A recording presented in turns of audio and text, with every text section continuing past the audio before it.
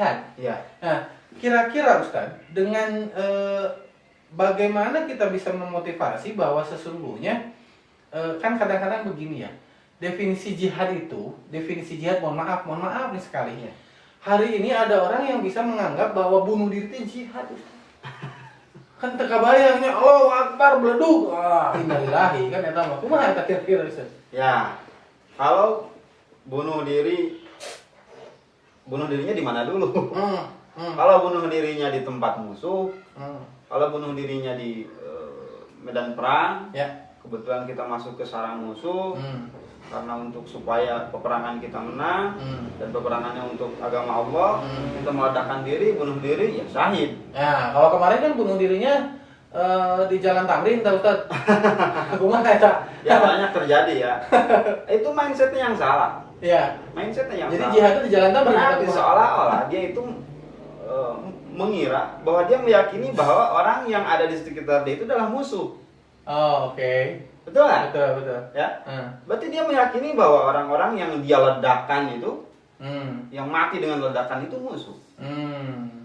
Sedangkan mungkin banyak di antara orang-orang yang meninggal tersebut itu masih muslim. Ya, dan mungkin bisa jadi tidak tahu apa-apa. Tidak tahu urusannya. Iya. Kenal loge henteu. Teu teu walahir cenah kalau kata bahasa Arab, bahasa Sunda. Jadi kan ini salah. Ini salah gitu ya. Jadi jihad itu tidak mesti itu. Jihad itu adalah mengerahkan segenap tenaga, pikiran, harta untuk sesuatu yang baik. Jihad. Jadi artinya kalau Ustaz tadi sampaikan bahwa kita tuh harus berani berjuang demi kebaikan. Ya. Sehingga ketika memang kita berjuang demi kebaikan, insya Allah akan memberikan jalan-jalan tadi Ustaz sampaikan. Jalan-jalan bisa jadi lebih dari 9 jalannya ya, atau kesempatan dan peluangnya barangkali. Nah, Ustaz punya pengalaman nggak? Kira-kira pada saat Ustaz berjuang itu katakanlah pernah merasa ini rese ya teh gitu, susah sekali, sulit sekali, sehingga di sana ya Allah apa yang harus saya lakukan ini ya Allah gitu kan. Ya. Nah, Ustaz pernah punya pengalaman itu kira-kira? Kalau berjuang sampai sekarang masih berjuang. Oke. Saya sekarang masih berjuang. Kita sedang berjuang. Amin, insya Allah. Insya Allah. Dan perjuangan saya itu ada yang sudah selesai. Ya, betul. Ada yang sedang berlangsung. Ya. Dan ada yang belum dimulai mungkin. Ya. Nah, kita berbicara mungkin perjuangan yang telah selesai aja dulu lah. Ketika saya kuliah aja misalkan di Mesir, dulu saya bukan orang yang berasal dari keluarga yang berada. Dulu saya bisa dikatakan ketika berangkat ke Mesir itu memaksakan diri dengan keterbatasan saya, keterbatasan orang tua. Bahkan untuk membayar kehidupan 1 bulan saya di Mesir itu seperti apa belum terbayang ketika saya sebelum berangkat ke sana. Tapi saya punya keyakinan ketika itu, yang penting saya berangkat. Bahkan saya bilang kepada orang tua saya, Pak, yang penting saya berangkat ke Mesir. Urusan saya nanti di Mesir itu Bapak tidak usah khawatir. Saya tidak kebayang akan seperti apa ketika saya di Mesir. Tapi alhamdulillah bisa pulang lagi, bisa selesai. Tahfidz selesai, kuliah selesai tepat waktu, dan Allah Subhanahu wa Ta'ala banyak memberikan jalan. Yang tadi itu ayat tadi itu betul, bahwa Allah akan memberikan berbagai pintu pertolongannya, berbagai macam pintu jalan yang menjadi wasilah Allah menolong kita. Banyak ketika itu. Tapi ya itulah prosesnya kemudian saya jalani. Mulai saya nyuci piring di tahun pertama saya nyuci piring. Nyuci piring di mana? Di warung. Rumah makan. Oh, jadi Ustaz sengaja bekerja maksudnya? Bekerja, saya bekerja tahun awal. Pengalamannya seperti itu. Bagaimana saya mengalami masa-masa di mana beberapa hari, 2 hari kemudian itu ujian di Al-Azhar loh, bukan ya bahasa Arab, mengisinya pakai bahasa Arab, kemudian bukunya setebal 300 halaman yang harus saya kuasai, yang akan diujikan beberapa hari berikutnya, tapi kemudian saya masih bekerja di malam harinya. Masya Allah. Saya merasakan hal tersebut itu. Masa-masa itu masih saya ingat sampai sekarang. Tapi kemudian terus bersabar, hingga akhirnya selesai tahun pertama saya dapat beasiswa karena nilai saya baik. Akhirnya saya bisa mengajukan beasiswa ketika itu.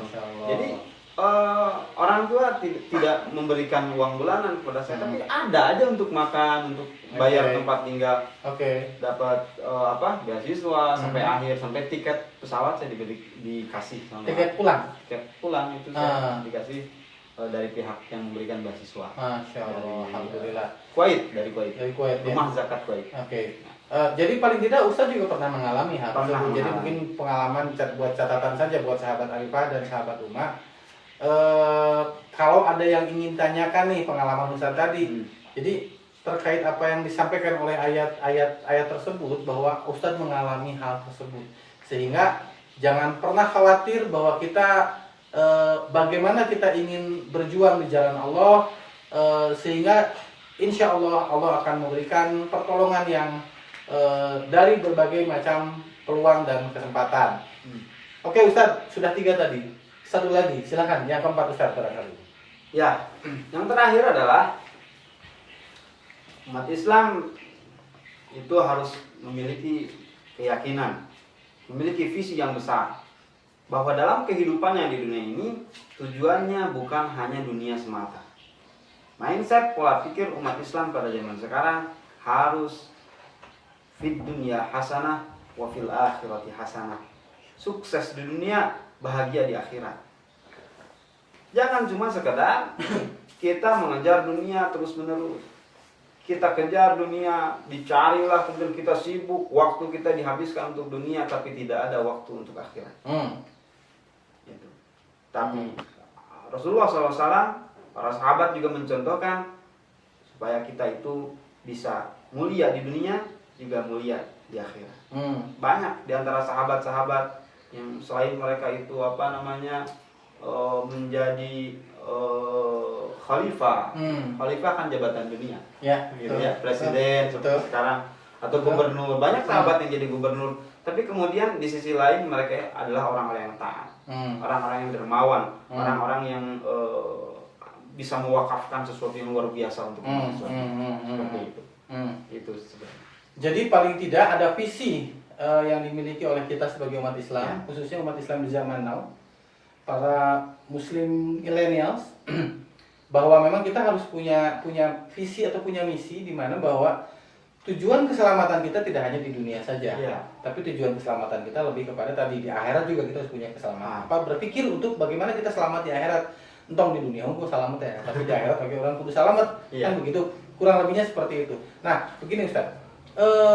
Kira-kira pandangan Ustaz seperti apa nih ketika kita melihat bahwa hari ini juga banyak orang yang senantiasa memikirkan dunia saja, lebih bagaimana tentang kepentingan duniawinya, sehingga kepentingan akhiratnya mungkin terabaikan, atau bahkan mungkin ada yang merasa bahwa saya mah ngoraken ya Ustaz, saya masih muda dan lain sebagainya, jadi seolah-olah saya tidak memikirkan apa yang memang menjadi penting orang yang selamat tuh halalah gitu kan. Nah, bagaimana nanti di akhirnya ya insya Allah kembang cewek ya. Kira-kira gimana Ustaz? Ya, orang yang hanya memikirkan kehidupan dunia, kemudian tidak berpikir tentang masa depannya di akhirat, mereka adalah orang-orang yang tertipu dengan kehidupan dunia. Sedangkan Allah Subhanahu wa taala berfirman, janganlah kau tertipu, la taghurrannakumul hayatud dunya. Jangan tertipu oleh kehidupan dunia, karena kehidupan dunia ini tidak abadi. Kalau kita berbicara tentang kehidupan dunia kita, dimulai dari selesai kuliah misalnya, paling kerja kan 5, 10, paling lama 20 tahun. Kalau kita berbicara pendapatan yang bisa kita hasilkan dari 20 tahun itu, berapa puluh juta sih, berapa ratus juta, berapa hektar tanah yang bisa kemudian kita kumpulkan sih? Ya. Berapa sih? Dan akhirnya ditinggalkan kalau kita ditinggalkan, gitu kan? Itu ditinggalkan kalau kita meninggal. Iya betul. Makanya sangat rugi sekali ketika ada orang yang hanya sibuk mementingkan urusan dunia. Dan lebih parah lagi adalah ketika orang, mohon maaf ya, hanya untuk memperebutkan sesuatu yang jumlahnya sedikit, sangat sedikit, itu sampai mau meninggalkan perintah Allah, sampai mau menjalankan apa yang dilarang oleh Allah Subhanahu wa taala. Hanya demi uang 1.000, 2.000, sampai kemudian mau meninggalkan sholatnya. Hanya untuk hanya untuk mengejar 1000 2000, maka dia mau berbohong, dia menipu. Ada 1000 mah moal beneran cerita mah duka lah. Duka. 1000 Nah, mah moal ya. Jadi kalau orang-orang yang seperti itu, ya itu kalau Allah sebutkan dalam Al-Quran itu adalah orang-orang yang tertipu dengan kehidupan dunia. Iya. Karena mungkin tadi mindsetnya itu kan yang dipikirkan oleh dia itu adalah bagaimana dia bisa eksis gitu kan di dunia. Betul. Gitu, tanpa memikirkan bagaimana. Nah, ini ada fenomena yang menarik Ustaz nih, barangkali ini pandangan saya saja barangkali. Ya. Ini pandangan saya saja. Bagaimana kita menyikapi khususnya masyarakat kaum milenial terutama yang memang hari ini berpandangan atau berpendapat bahwa apa yang dia lakukan itu seolah-olah orientasinya akhirat. Padahal kita tidak jelas apakah memang betul itu akan menjadi bekal untuk akhirat dan lain. Contoh misalkan begini, ini lagi musim nih sekarang. Kayak kemarin nih kejadian ada yang ya kalau itu memang udah keterlaluan ya, yang iseng-iseng prank-prankan kayak gitu. Itu ya. Ada juga yang kemarin sampai kejadian misalkan ada juga yang begini. Karena memang sekarang lagi musim, orang mengumpulkan donasi dan lain sebagainya, sehingga karena memang sedang musim, banyak juga para kaum milenial ini mengumpulkan donasinya. Nah, pada saat memberikan donasinya ke masyarakat atau kaum duafa, sambil diberikan donasinya sambil dipoto selfie. Cetrek. Pemberian donasi kepada masyarakat miskin. Itu kira-kira gimana pandangan Ustaz ya? Jadi niatnya mah benar, tapi karena ingin terlihat eksis gitu ya. Ya. Itu fotonya selfie teh strike. Nah, langsung diupload di IG. Udah gitu banyak yang komen sombong gitu. Lain sombong, orang mah beramal kan begitu. Nah, kira-kira gimana Ustaz? Ya. Apa hukumnya ketika kita melakukan kita berfoto pada saat memberikan donasi?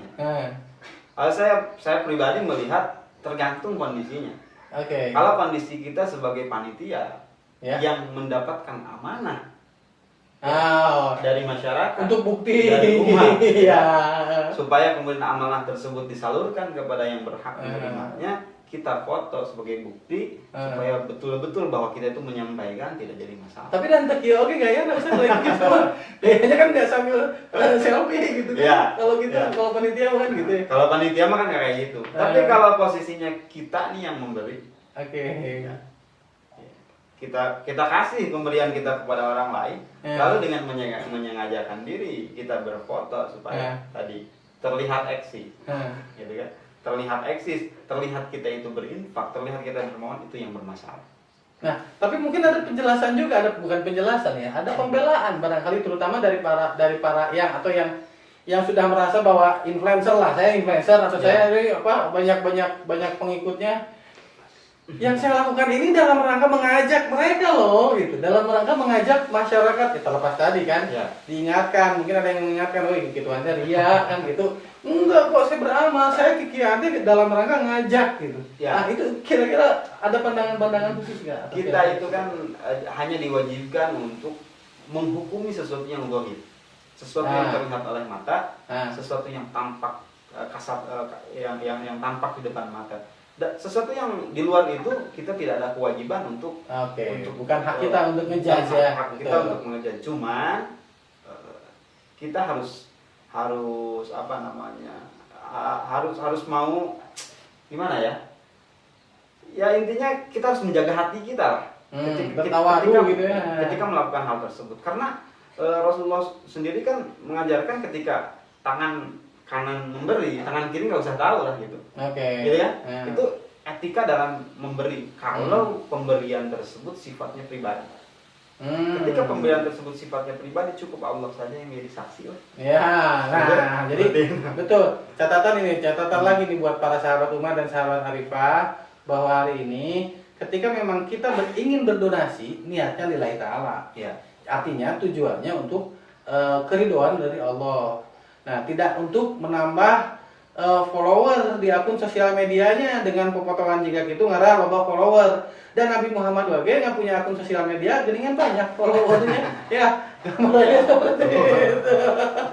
Oke, jadi gambarnya mungkin hanya perlu kita mengingatkan ya, kita mengingatkan bahwa apa yang dilakukan itu mungkin kurang pas ya, apalagi balik itu teh gini kan, balik seolah-olah mengecilkan kapasitas miskin. Baik jelas kotona.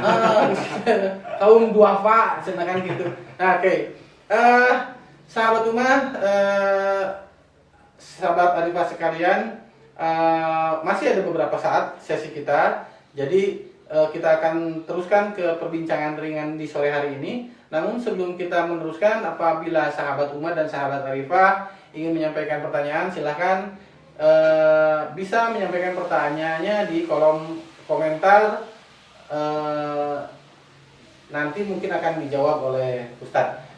Oke Ustadz, sambil menunggu nih sahabat Arifah dan sahabat Ummah menyampaikan pertanyaannya. Terkait apa yang disampaikan tadi, berarti ada 4 nih kurang lebih. Ada 4 ada 4 hal yang memang harus dimiliki oleh atau mindset yang dimiliki oleh umat Islam hari ini. Satu, menuntut ilmu. Yang kedua, profesional dalam beraktivitas, bekerja dan lain sebagainya. Yang ketiga tadi, senantiasa ingin berjuang di jalan Allah ya. Nah, yang keempat itu adalah bagaimana kita memiliki visi dan misi untuk tujuan akhirat. Nah, sehingga begini Ustaz, terkait apa yang memang 4 hal tadi, itu paling tidak kan berhubungan nih, berkesinambungan. Dari mulai belajar, kemudian implementasi, katakanlah tadi teknologi dan profesional dan lain sebagainya. Yang ketiga kemudian berjuang.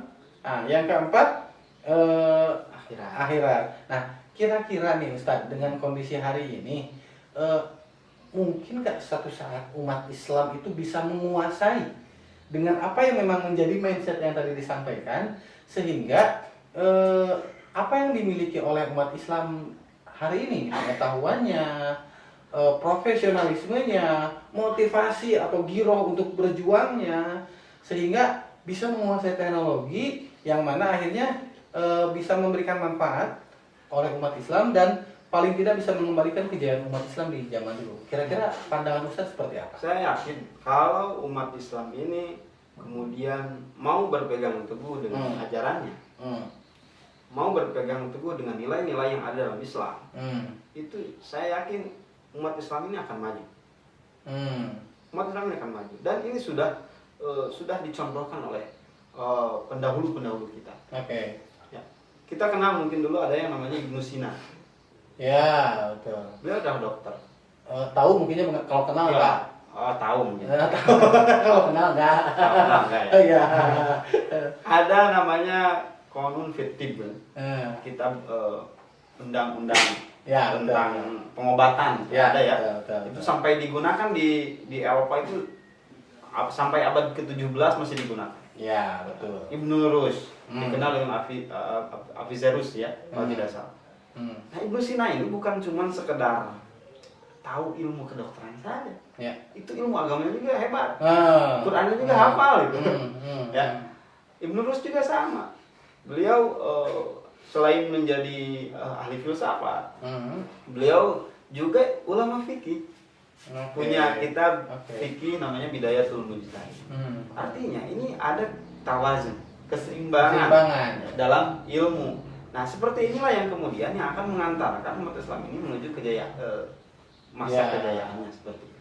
Jadi bisa saja terjadi ya? Bisa saja, asal tadi prinsip-prinsip keilmuannya, prinsip-prinsip dalam menuntut ilmunya, prinsip-prinsip dalam kehidupannya itu diterapkan betul-betul. Oke, sahabat Ummah dan sahabat Arifah sekalian, tidak terasa waktu sudah hampir 1 jam menemani kita dalam acara ini. Sampai saat ini memang belum ada pertanyaan nih Ustaz. Sepertinya mungkin karena rada berat nih temanya luar biasa mindset gitu kan. Nah, tapi memang betul hari ini itu yang memang harus dimiliki oleh umat Islam, sehingga apa yang memang menjadi bekal untuk umat Islam. Jadi bahwa umat Islam tuh harus pintar tadi karena mau belajar. Entong bodoh dan jangan mau dibodoh, kan begitu. Itu yang pertama. Yang kedua, harus profesional. Malu dong masa ya umat Islam nggak profesional, kan begitu.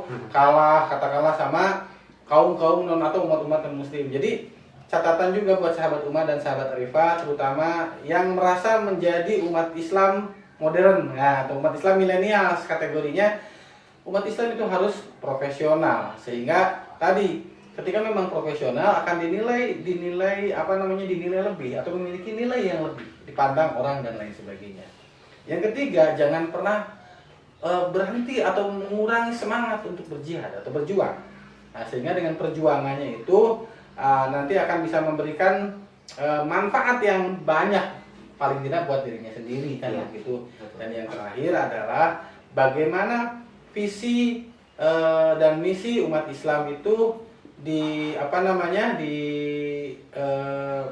dalam melaksanakan kehidupannya memiliki visi dan misi, bukan hanya kepentingan di dunia saja, tapi bagaimana punya visi dan misi untuk kepentingan di akhirat.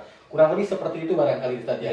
Nah, jadi sahabat umat dan sahabat Arifah sekalian, mungkin setelah tadi disampaikan, paling tidak Ustaz bisa memberikan gambaran kesimpulan atas apa yang tadi disampaikan, atau closing statement lah barangkali.